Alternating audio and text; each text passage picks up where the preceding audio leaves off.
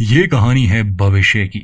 सन 2065 में जब इंसानों को अपने आकाशगंगा में जीने लायक ग्रह मिल चुके थे, वो और जानने की कोशिश कर रहे थे। सब अच्छा जा रहा था, मगर फिर शक्तिशाली देशों के बीच परमाणु युद्ध शुरू हुआ। 60 मिनट की जंग ने दुनिया को पूरी तरह से तबाह कर दिया। कुछ इंसान पृथ्वी से जिंदा बच निकले। पेगासस नामी ये अंतरिक्ष यान बचे कुछ इंसानों का आखिरी घर था, और अब वो सितारों में एक नए जीने लायक ग्रह की तलाश में निकले हैं। बस यही लोग मानव जाति को बचा सकते थे, मगर ये सफर बहुत लंबा था और वो अकेले नहीं थे। दोस्तों, द लास्ट स्काउट नाम की ये साइंस फिक्शन फिल्म साल 2017 में आई। ये एक लो बजट की फिल्म है, तो इसके विजुअल्स पर ज्यादा ध्यान ना दे। कहानी बोर करने वाली नहीं है। साइंस फिक्शन कहानियां पसंद करने वालों के लिए ये अच्छी है। फिल्म की कहानी शुरू होती है पृथ्वी के तबाह होने के 7 साल बाद। पेगासस नामी ये अंतरिक्ष यान पिछले 7 साल से सफर कर रहे हैं, क्योंकि अभी तक इन्हें कोई ग्रह नहीं मिला था। पृथ्वी पर सिर्फ इनके पास जानकारी थी। ये खुद कभी उन ग्रहों पर नहीं गए थे। इस यान पर 8 इंसान थे। जॉन जो कि कैप्टन है, पीट इंजीनियर है, माइक और जेन पायलट है। इनके अलावा एडवर्ड, गैरी, एक नर्स हेली और एक छोटी बच्ची जो किसी तरह उस परमाणु युद्ध से बच गई थी, अब इनके साथ है। इसी जहाज की तरह और जहाज भी जीने लायक ग्रहों की तलाश में निकल चुके हैं, और हर जहाज पर 7 से 10 के करीब इंसान मौजूद है। जिसे भी कोई ग्रह मिला वो बाकी सबको संदेश भेज देंगे। ये अंतरिक्ष यान काफी आधुनिक थे। एक इसमें पानी रिसाइकल करने की टेक्नोलॉजी थी, और दूसरा ये अपना खाना भी उगा सकते थे, मगर ऑक्सीजन की कमी आ सकती थी। और ये शिप एंटी मैटर से चलता था, मतलब कि इनका ईंधन भी खत्म हो सकता था। मगर इन्हें ज्यादा फिक्र नहीं थी, क्योंकि जल्द ही ये किसी ग्रह पर पहुंच जाएंगे। शुरुआत में हम देखते हैं कि माइक जहाज के एक हिस्से को ठीक कर रहा था। तब एडवर्ड उसे जरूरी इंस्ट्रक्शंस देता है। इस बीच सर्कल में एक छोटा सा धमाका हुआ, मगर माइक सब संभाल लेता है और फिर वो अंदर आया। अंदर पीट लीला यानी उस छोटी बच्ची को नए ग्रह के बारे में बता रहा था। पीट ने उसे पृथ्वी के बारे में काफी कुछ बताया था, क्योंकि इस बच्ची ने पृथ्वी नहीं देखी। तो वो पूछती है कि जहां हम जा रहे हैं क्या वहां भी समंदर होगा। पीट उसे झूठ नहीं बोलना चाहता था, इसलिए कहता है कि मुझे नहीं लगता वहां समंदर होगा, बल्कि हमें तो ये भी नहीं पता कि वो जगह जीने लायक होगी भी या नहीं। बाकी सब खुद को झूठी उम्मीदें दे रहे हैं, मगर मैं तुमसे कभी झूठ नहीं बोलूंगा बेटा। लीला दरअसल हैरी की बहन की बेटी है। उसकी बहन युद्ध में मारी गई, और अब लीला की जिम्मेदारी उस पर है। इसके बाद हम गैरी को देखते हैं, जो मेडिकल रूम में जाकर एक दवा चुराता है। दरअसल उसे कोई बीमारी है जिसकी तकलीफ उससे बर्दाश्त नहीं होती, और अक्सर दर्द कम करने के लिए वो एक्स्ट्रा डोज लेता है, लेकिन उसने सबसे ये बात छुपा रखी है। खैर, आज माइक का बर्थडे था और जैन ने उसके लिए केक बनाया था, जिसे देखकर माइक को काफी खुशी हुई। असल में जैन और माइक एक दूसरे को पसंद करते थे। दोनों की बातें ही हो रही थी कि तभी उन्हें एक दूसरे यान से संदेश मिला। वो भी इन्हीं में से एक था। इस संदेश को सिर्फ कैप्टन ही पढ़ सकते थे। वहीं कैप्टन जहाज की स्थिति को लेकर पीट से बात कर रहा था। एडवर्ड पीट पर गुस्सा था, क्योंकि वो इंजन को ठीक करने में कुछ ज्यादा ही टाइम ले रहा था, जिस वजह से उनकी ऑक्सीजन ज्यादा इस्तेमाल हो रही थी। इस बात से कैप्टन भी सहमत थे। एडवर्ड के जाने के बाद पीट कैप्टन को बताता है कि इंजन अपनी क्षमता से दुगना काम कर रहा है। एंटीमैटर की मात्रा भी बहुत कम है। अगर वो अपने मिशन में सफल नहीं रहे, यानी वो उस ग्रह जिसकी ओर ये जा रहे हैं वो जीने लायक ना हुआ, तो पृथ्वी पर वापस लौटने के लिए इनके पास कोई ईंधन नहीं बचेगा, क्योंकि पिछले 7 साल से ये अंतरिक्ष में सफर कर रहे हैं। हालांकि ये जहाज इतने लंबे सफर के लिए नहीं बनाए गए थे, मगर इनकी खुशकिस्मती थी कि अभी तक ये टिका है। ये जानकर कैप्टन को चिंता जरूर थी, मगर वो बाकी सबको परेशान नहीं करना चाहता था, इसलिए ये राज पीट और उसके बीच ही रहा। इस शिप पर एक एडवांस एआई सिस्टम भी था, जो जॉन को बताता है कि यूटा से उसे एक संदेश मिला है, जिसे सिर्फ कैप्टन ही देख सकते हैं। ये संदेश उनकी पत्नी की तरफ से था, जो दरअसल यूटा नामी स्काउट शिप पर थी। वो जिस ग्रह की तरफ जा रहे थे, उन्हें मालूम हुआ कि वो ग्रह जीने के लिए सही नहीं।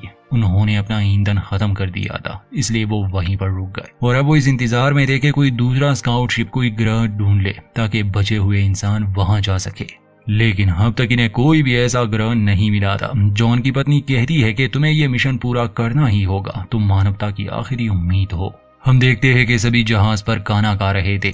माइक एडवर्ड से खाने को लेकर बहस कर रहा था। तब कैप्टन उसे बैठने को कहते हैं।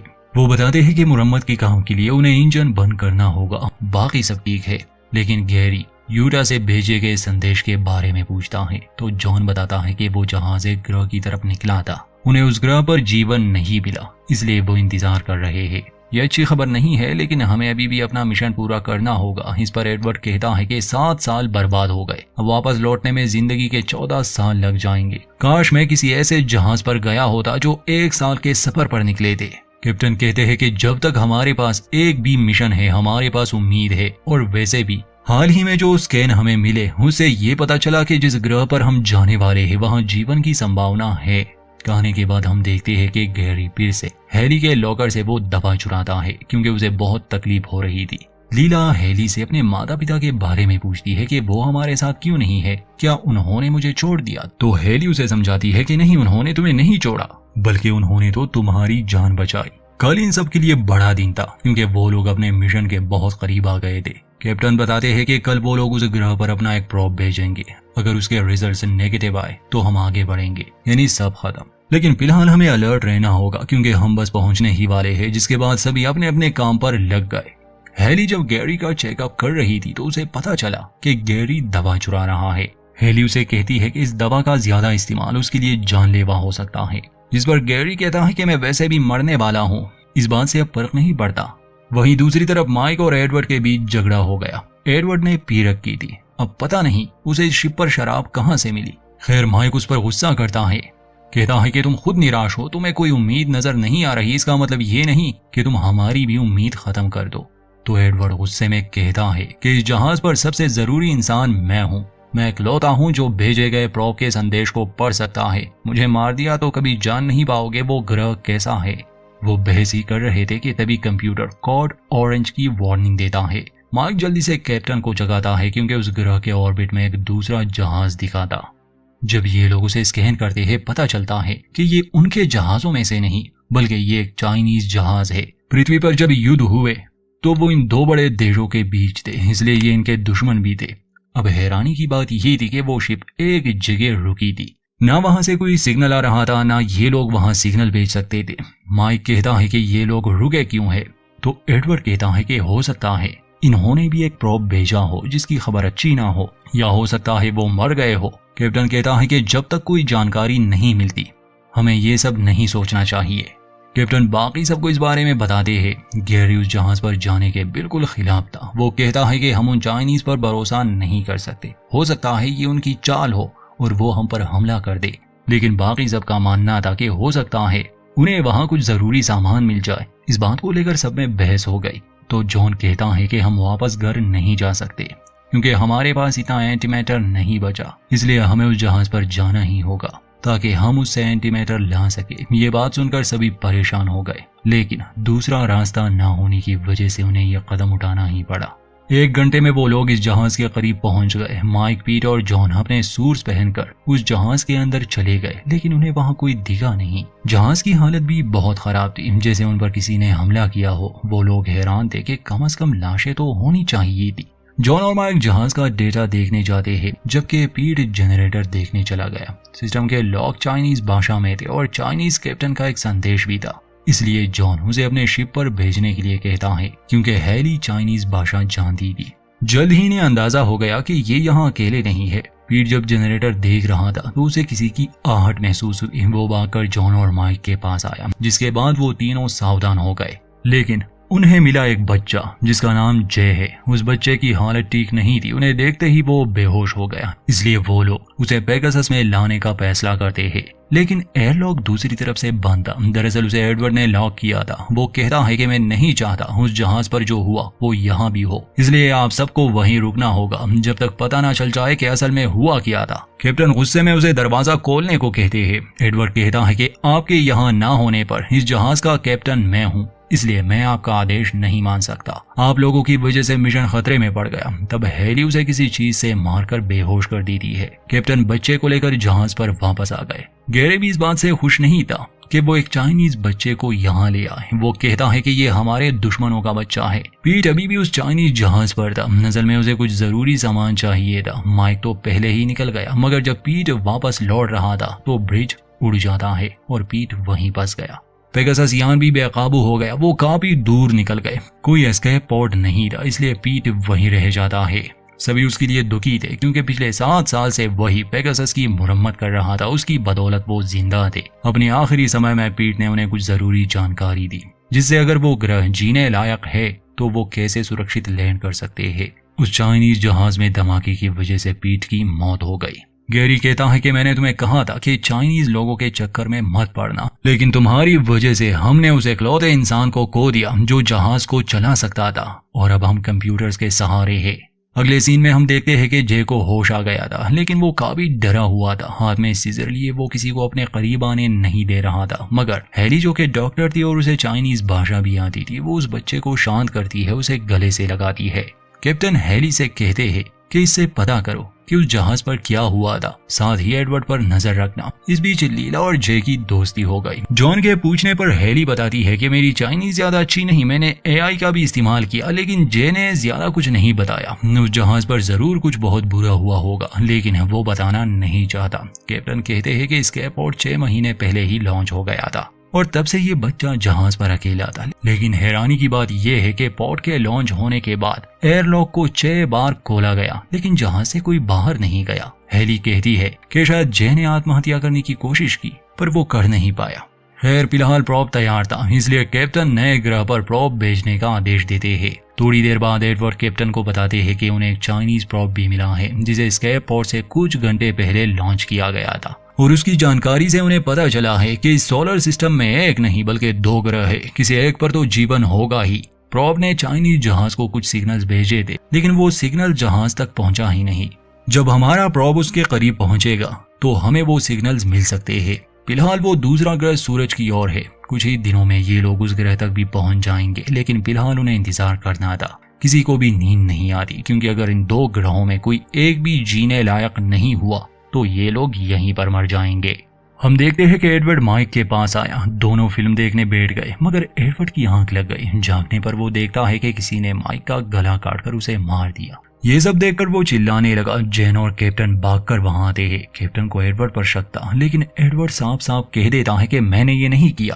तभी शिप में अलार्म बजने लगा। एआई बताता है कि इंजीनियरिंग रूम में किसी ने छेड़छाड़ की है, इसलिए सभी वहां देखने जाते हैं। जबकि जेन सदमे में थी। जब वो लोग इंजीनियरिंग रूम में पहुंचे तो जे वहां मौजूद था। हेली उससे पूछती है कि उसने माइक के साथ क्या किया, तो जे कहता है कि उसने कुछ नहीं किया। इस पर गैरी गुस्सा होकर कहता है कि ये तो ऐसा ही कहेगा, ये हमारा दुश्मन है और ये किसी की भी जान ले सकता है। कैप्टन जे पर नजर रखने को कहता है। अगले दिन जब कैप्टन रिपोर्ट्स देख रहे थे तो तभी एक चाइनीज आदमी ने उन पर हमला कर दिया, जो उसी दूसरे जहाज से चुपकर यहाँ आ गया था। वो आदमी कैप्टन को मारने की कोशिश करता है, लेकिन तभी जेन वहां आकर उस आदमी को शूट कर देती है, जिससे कैप्टन की जान बच गई।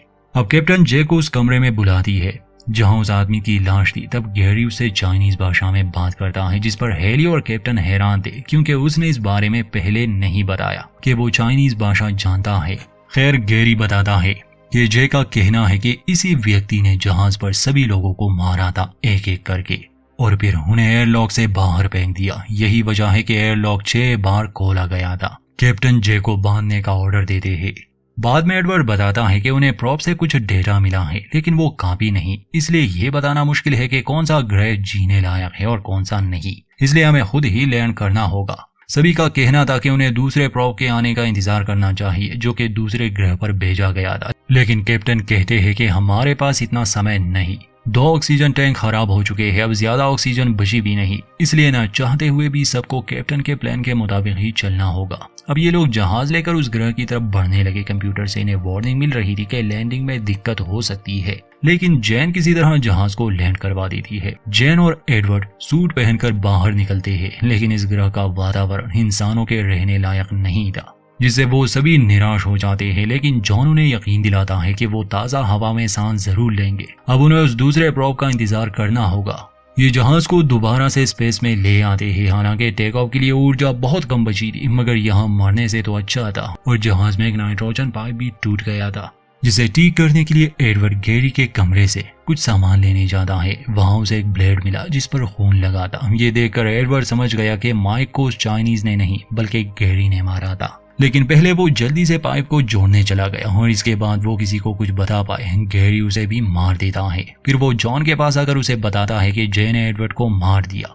जॉन अपनी बंदूक लेकर जे के पास जाता है, लेकिन जे तो अभी भी बंधा हुआ था। जॉन समझ गया कि कुछ गड़बड़ है। वापस आने पर कैप्टन देखते हैं कि गैरी ने हेली के गले पर ब्लेड रखा था। गैरी कहता है कि मैंने आपसे कहा था कि उन चाइनीज लोगों पर विश्वास मत करो, लेकिन तुमने मेरी बात नहीं मानी। जहाज का एंटीमेटर 2% से भी नीचे आ गया है।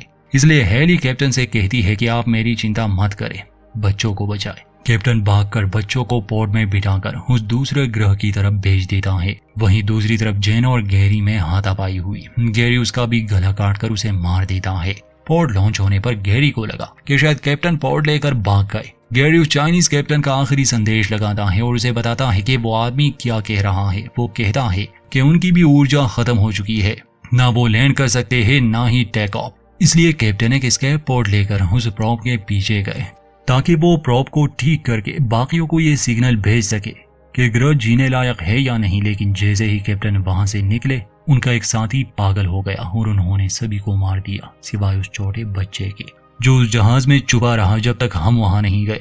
तभी कंप्यूटर बताता है कि उन्हें चाइनीज प्रॉप से संदेश मिलना शुरू हो गए हैं। अब कैप्टन वहीं मौजूद थे। गैरी और जॉन के बीच लड़ाई हुई, जिसमें कैप्टन ने गैरी को गोली मार दी, जिस वजह से जहाज में एक छेद हो गया और अब तेजी से जहाज का प्रेशर भी कम हो रहा था। साथ ही हम देखते हैं कि जिस प्रॉप में कैप्टन ने बच्चों को भेजा था, वो प्रॉप सफलता से लैंड कर चुका है। जब बच्चे बाहर आए तो देखा कि वो ग्रह काफी हरा भरा है, बिल्कुल पृथ्वी जैसा। वहीं वो चाइनीज कैप्टन भी था जो बच गया। जे उसकी तरफ भागता है क्योंकि ये उसके पिता थे। ये लोग एक दूसरे को देखकर बहुत खुश थे। वहीं पेगासस में कैप्टन और हेली को एक मुश्किल फैसला लेना था। उनके पास ज्यादा ईंधन नहीं बचा था। या तो वो उस ग्रह पर लैंड कर सकते थे या एक प्रॉप को बाकी स्काउट जहाजों की तरफ भेज सकते थे, जिसमें मानव जाति को एक नया ग्रह मिल जाएगा। और वो दोनों प्रॉप भेजने का फैसला करते हैं, यानी अपनी बलि देकर।